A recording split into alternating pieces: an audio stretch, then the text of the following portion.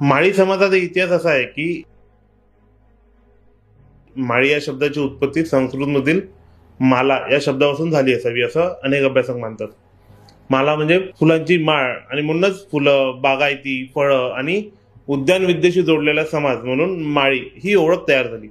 पण माळी समाजाचा इतिहास फक्त फुलांचा इतिहास नाही.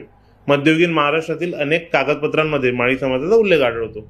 गावाच्या अर्थव्यवस्थेत फुलं, फळं, भाजीपाला आणि बागायतीचा पुरवठा करणारा समाज म्हणून त्यांची महत्वाची भूमिका होती. म्हणजे माळी समाज फक्त शेती करत नव्हता, तो गावाचं सौंदर्य आणि गावाचं पोषण दोन्ही जपत होता.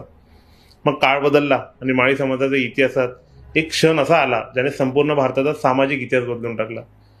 या समाजातून जन्म झाला महात्मा ज्योतिराव फुले आणि क्रांतिज्योती सावित्रीबाई फुले. एका दाम्पत्याने भारतातील मुलींसाठी पहिली शाळा सुरू केली. शिक्षण, समता, स्त्री शिक्षण, शेतकरी, शोषित आणि सामाजिक न्याय या विचारांसाठी संपूर्ण आयुष्य वाहिलं. त्यांच्या विचारांचा प्रभाव फक्त महाराष्ट्रापुरता मर्यादित राहिला नाही. समाजसुधारक डॉक्टर बाबासाहेब आंबेडकर स्वतः म्हणाले होते, माझे 3 गुरु आहेत, भगवान बुद्ध, संत कबीर आणि महात्मा ज्योतिराव फुले.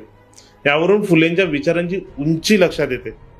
म्हणूनच माळी समाजाचा इतिहास फक्त फुलं पिकवणाऱ्या समाजाचा इतिहास नाहीये, तो शिक्षणाचा इतिहास आहे, समतेचा इतिहास आहे, समाज सुधारणेचा इतिहास आहे आणि भारतातील सामाजिक क्रांतीचा इतिहास आहे.